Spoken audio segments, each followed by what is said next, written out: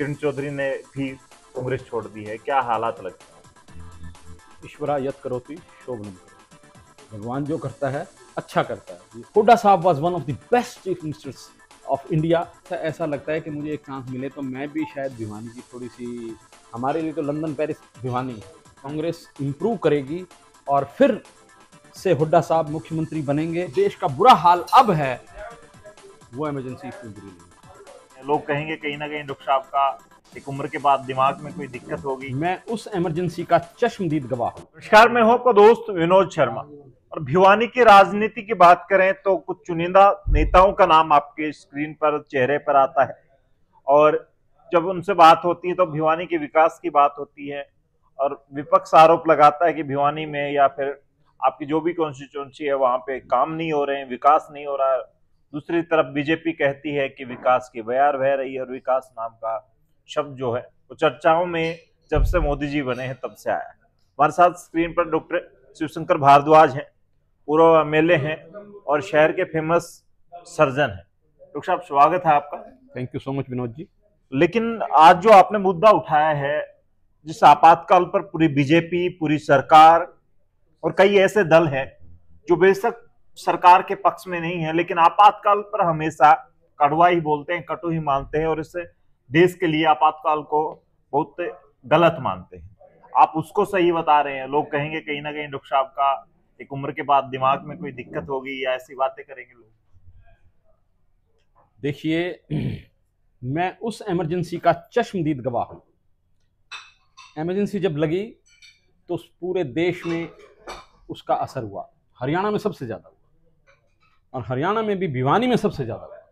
एक एक चीज का मैं चश्मदीद गवाह हूं। मैंने सब चीज बहुत नजदीक से देखी, लेकिन मैं बिल्कुल दावे के साथ, बिल्कुल निश्चल निर्मल मन से आपको ये बताना चाहता हूं, आज जो ये अघोषित इमरजेंसी लगी हुई है, आज जो भी कोई बोलेगा उसके पीछे ईडी लग जाएगी, आज कोई बोलेगा उसके पीछे सीबीआई लग जाएगी, उसको चुनाव आयोग भी नहीं बख्शेगा, इवन जुडिशरी को भी मैनेज कर दिया। और ये जो सारी चीजें हैं, जो देश का बुरा हाल अब है, वो इमरजेंसी इतनी बुरी नहीं थी। इमरजेंसी में कुछ कमियां थी। स्वयं आयरन लेडी इंदिरा गांधी ने, जिसने पाकिस्तान के 2 टुकड़े कर दिए, उस इंदिरा गांधी ने भी ये कहा, ये मेरा निर्णय ठीक नहीं था और मैं माफी मांगता हूं। This is what she said. मैंने अपने कानों से टेलीविजन पे इंदिरा जी का वो दृश्य देखा है। 77 में इमरजेंसी हटी, इंदिरा जी हार गई। राजनारायण जो उनके मुकाबले कुछ भी नहीं थे, जिनको जोकर भी कहते थे, पॉलिटिकल जोकर, वो आदमी चुनाव जीत गया। ये लोकतंत्र है। लेकिन विपक्ष और ये बाकी जितनी भी पार्टियां हैं, ये 3 साल भी नहीं निभा सकी। 80 में सब कुछ बदल गया। ये सब कुछ आपके सामने है। उस इमरजेंसी की 100 में से 98 बुराइयां हैं, मैं कहता हूं, लेकिन 2 अच्छाइयां थी जो मुझे याद है। लेकिन एक ये थी कि डिसिप्लिन हो गया था, दूसरा ये था कि भ्रष्टाचार 0 हो गया था। कोई 10 रुपए की रिश्वत लेने की हिम्मत नहीं रख सकता। तो कुछ चीजें ऐसी हैं, हम हिंदुस्तानी हैं, हम बहुत अच्छे से वैसे नहीं मानते, लेकिन दबाव में हमको काम करना चाहिए। लेकिन इन आरोपों के बावजूद जनता भी कह रहे हैं कि जनता को भी विकास नहीं मिल पाया, आपातकाल है ऐसा जो घोषित है, उसके बावजूद 240 करोड़ कर गई बीजेपी, और बीजेपी आज भी सरकार में है, मोदी जी की सरकार है। सर, ये 240 ले गए, इनकी मैनेजमेंट बहुत अच्छी है, इसमें कोई शक की बात नहीं है। और किस स्तर तक ये लोग नीचे जा सकते हैं, इसका कई बार मैं सोचता हूं तो मुझे बड़ा विचित्र सा कई बार लगता है। क्या ऐसा हो सकता है? लाल कृष्ण आडवाणी, जिन्होंने 2 से 200 तक पहुंचाई बीजेपी, आज वो कहां है? खुड्डे लाइन। गडकरी की टिकट अंत में देते हैं। वरुण गांधी जैसे तेज तर्रार और विकासशील नेता की टिकट ही काट देते हैं। मुरली मनोहर जोशी कहां है? ये अगर यही राजनीति है तो तौबा करता हूं मैं ऐसी राजनीति। लेकिन क्या आपको लगता नहीं एक वक्त के बाद, तो जैसे कल धर्मवीर सिंह ने 3 दिन पहले कह दिया था कि एक वक्त के बाद रिटायरमेंट ले लेनी चाहिए, तो अच्छी बात है, उन नेताओं ने हो सकता है त्याग किया हो, वो आना नहीं चाहते हो, बड़ी अच्छी बात है। नहीं, ऐसा नहीं है, ऐसा नहीं है। अगर वो राजनीति में नहीं आते थे तो सारा देश ये सोचता था कि कोई बात नहीं है, अगर प्रधानमंत्री नहीं बने तो शायद ये राष्ट्रपति बन जाएंगे। क्या हुआ आपके सामने।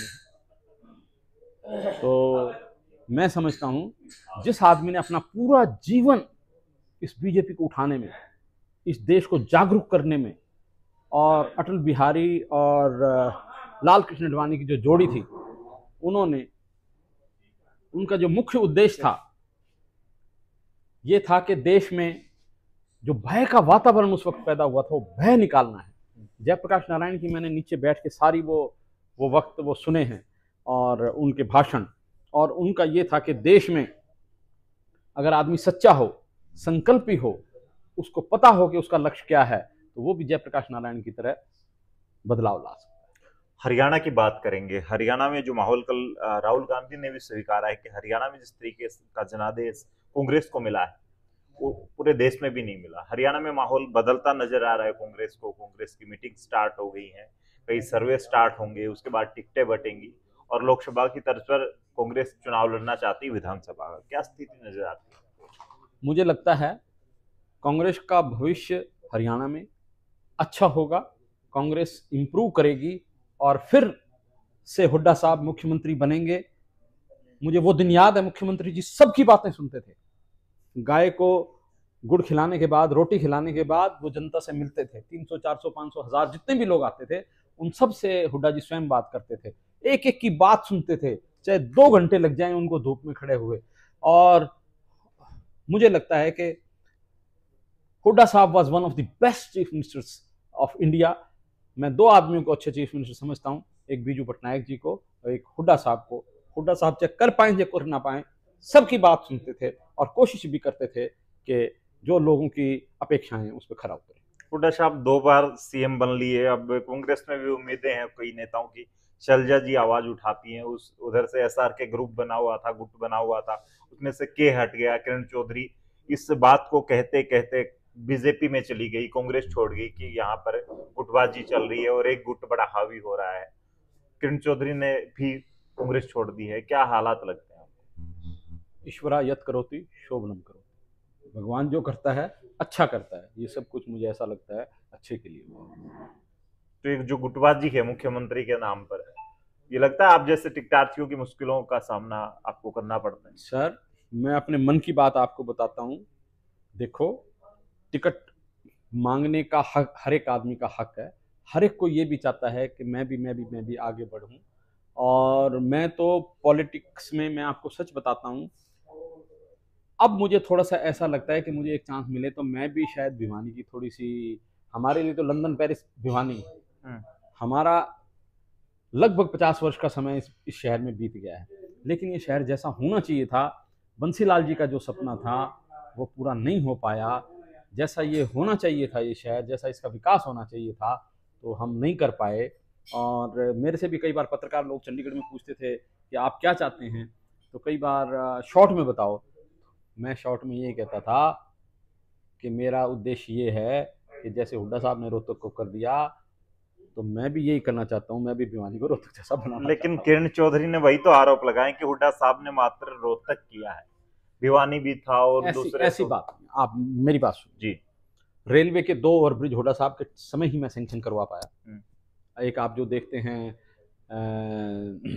तुशाम रोड पे, एक हाँसी रोड, 22 करोड़ रुपए लगे उस वक्त, दोनों सैंक्शन कराए। दीपेंद्र का बहुत बड़ा हाथ था इसमें, उसकी पीठ सुन रही है, लेकिन मैं उस आदमी की तारीफ करता हूँ कि उसको, वो कहता था चाहे मेरी जन्मभूमि रोहतक है, सांगी है, लेकिन मेरी कर्म भूमि वो यहीं पे टीआईटी में पढ़े हैं और भिवानी है।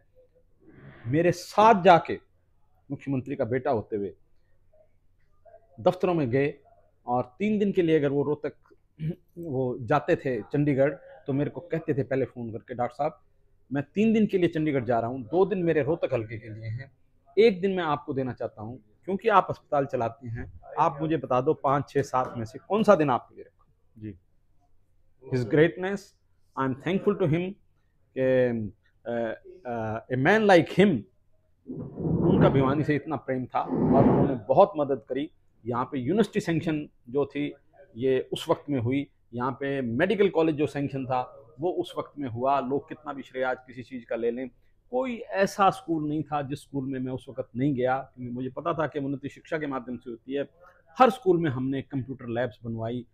कोई ऐसा एरिया नहीं था जहाँ पे हमने किसी में 50 लाख लगे तो किसी में, उस वक्त पैसा कम था, आज बहुत ज़्यादा हो गया है। और एक घोटाला उस वक्त नहीं हुआ। आज 500 करोड़ के, कोई 200 करोड़ का, कोई कहता है इतने बड़े बड़े घोटाले इस शहर में हो गए।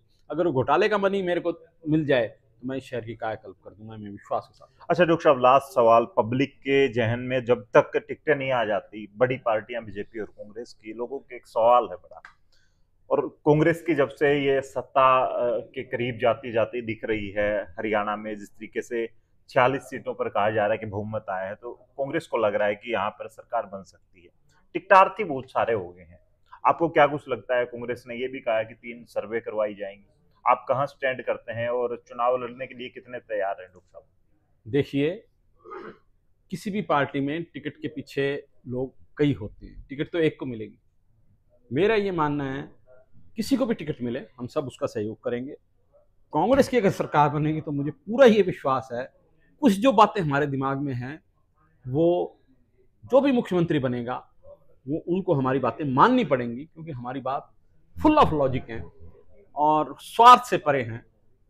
एक भी काम मैं 5 साल एमएलए रहा, मैंने मेरा व्यक्तिगत नहीं कराया, लेकिन शहर के काम के लिए, जिस जिस काम के लिए मैंने कोशिश की, बहुत से काम उस वक्त हुड्डा साहब ने सैंक्शन किए। बैंक कॉलोनी प्यासी थी, हमने वहाँ बूस्टर बनाया। अजीतपुर में वाटर वर्क्स बनाया।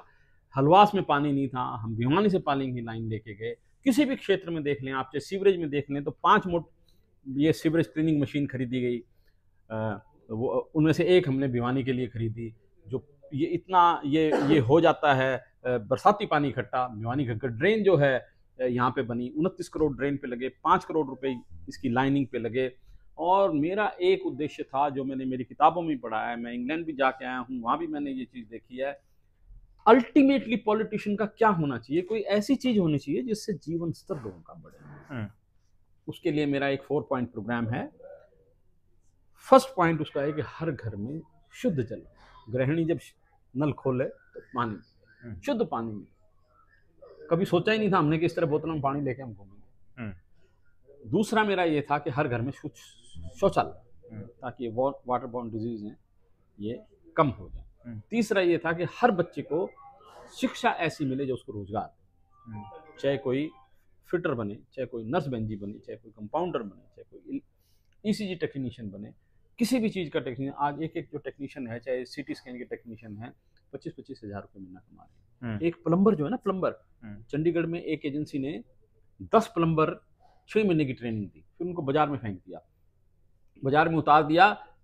फिर 6 महीने के बाद उनसे पूछा तुम कितना पैसा कमाते हो, कोई भी ऐसा नहीं था जो 500 रुपये से कम कमाता हो। स्किल्ड बनाना है।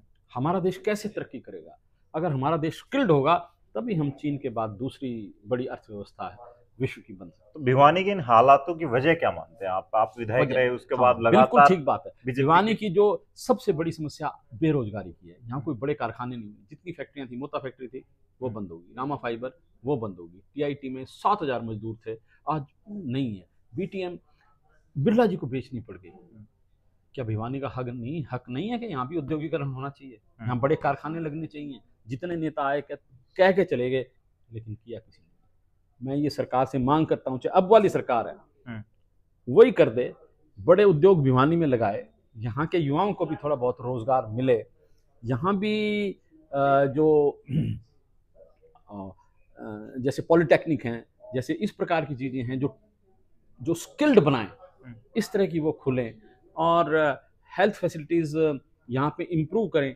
अब मेडिकल कॉलेज बन तो गया, कोई बात नहीं है, फिर भी मैं तो कहता हूँ कि बन गया, ये भी एक अच्छी बात है। मेडिकल कॉलेज बनने से जो भी हेल्थ फैसिलिटीज़ हैं वो यहाँ पे बेटर होंगी, इसमें कोई शक की बात नहीं है। मैं हमेशा चिल्लाता रहता था और कोई सेशन ऐसा नहीं था जब मैंने यहाँ पे ये बात नहीं उठाई कि बहुत कम लागत में यहाँ पे मेडिकल कॉलेज बन सकता है, क्योंकि यहाँ पे सारे डिपार्टमेंट थे, ब्लड डिपार्टमेंट, स्किन डिपार्टमेंट, आई, ENT, सर्जरी, गायनी, सब यहाँ पहले से ही थे। चौधरी बंसीलाल जी तो आज स्वर्ग में बैठे हैं, उनका विजन था और मैं भी उस विजन की वजह से ही भिवानी में आया। इतना सुंदर अस्पताल देख के, इतना सुंदर ऑपरेशन थिएटर देख के मैं यहाँ पे आया और इनका इजाफा हो। सिर्फ बिल्डिंग से काम नहीं चलेगा, अच्छे डॉक्टर हो, सारी पोस्टें भरी जाएं, नर्सिज हों, पैरामेडिकल स्टाफ हो, क्लास 4 वाले हों, ये हों सब के सब, और लोगों को फैसिलिटीज मिले। जी तो इसी ये तरह से जी जी इसी तरह जो मेरा तीसरा पॉइंट था वो ये एजुकेशन, हर बच्चे को 12 क्लास तक मिले जो स्किल्ड बनाए और नौकरी दे। और चौथा जो था, नो टू करप्शन। आपने देखा है कि इतने सालों में हम बात कितनी ऊंची ऊंची कर लें, बहुत बड़ी कर लें, करप्शन बढ़ा है, कम नहीं। करप्शन जब कम होगा तभी ज़्यादा बात है। आज नीट पे देख लें, आज ये सब कुछ हो गया। महामहिम जी ने भी इसका जिक्र किया, इसलिए उनका शुक्रिया है। लेकिन इसकी जांच अगर सरकार से ही करा देंगी तो मैं नहीं समझता कोई अच्छे होगा, सिर्फ लिपा पोती होगी। वो एक हरियाणवी में कहावत है कि दूध की रुखाली अगर बिल्ली ने बिठा दे तो उसके अच्छे परिणाम नहीं होते। इसकी इंक्वायरी उसी जज से करानी चाहिए जिनका ये बयान था कि 0.001% भी अगर नीट में गड़बड़ी हुई है तो इसकी उसी प्रकार से जांच होनी चाहिए और दोषियों को सजा मिलनी चाहिए। 200 करोड़ कितने रुपए वहां पे एचपीएससी के दफ्तर में पकड़े जाते हैं। कैसे सुधार होगा, मुझे तो यही समझ में नहीं आती। तो भिवानी का जहाँ तक प्रश्न आपने पूछा, बहुत अच्छा प्रश्न है। यहाँ पे बड़े कारखाने लगने चाहिए, यहाँ पे शिक्षण संस्थाएं अच्छी होनी चाहिए, हेल्थ फैसिलिटीज़ अच्छी होनी चाहिए। यहाँ की जो मूलभूत पानी की समस्याएं, लोगों को पीने के लिए पानी नहीं मिल रहा, सीवरेज की समस्याएं हैं, वो होनी चाहिए। किसानों की समस्याएं हैं, 750 किसान मर गए। इमरजेंसी का तो जिक्र महामहिम कर रही हैं, ये जिक्र एक बार नहीं किया कि ये कितनी गलत बात हुई है। 14 लाख करोड़ रुपए उद्योगपतियों की माफ़ कर सकती है सरकार, लेकिन एमएसपी नहीं दे सकती। ये 14 लाख करोड़ अगर मैं कहता हूँ हरियाणा, पंजाब, उत्तर प्रदेश, राजस्थान, इन किसानों को अगर दे दिया जाए तो ये सारे देश का पेट भर सकते। जी तो चलिए, थे डॉक्टर शिवशंकर भारद्वाज, और भिवानी से लेकर पूरे हिंदुस्तान तक की राजनीति पर बातचीत आज कर रहे हैं। आपातकाल का मुद्दा बीजेपी ने उठाया, लेकिन कांग्रेस के नेता भी अब बोलना शुरू हो चुके हैं। आपातकाल के जो फायदे हैं वो भी थोड़े थोड़े गिना रहे हैं, हालांकि उसको बुराई मानते हैं, गलत मानते हैं हिंदुस्तान के लिए, जैसे इंदिरा गांधी ने माना था। आप लोगों को क्या कुछ लगता है, लास्ट में जो भिवानी की बातें हुई, भिवानी के लिए कितना सरोकार की बातें हैं, और भिवानी में विकास किस तरह से हो सकता है? हालात आज आप समझते हैं, ये हालात कैसे बदल सकते हैं? बहुत सारी बातें हैं जो कमेंट के माध्यम से लिखते हुए आप अपनी प्रतिक्रिया दे सकते हैं। तब तक के लिए धन्यवाद। राम राम, जय हिंद।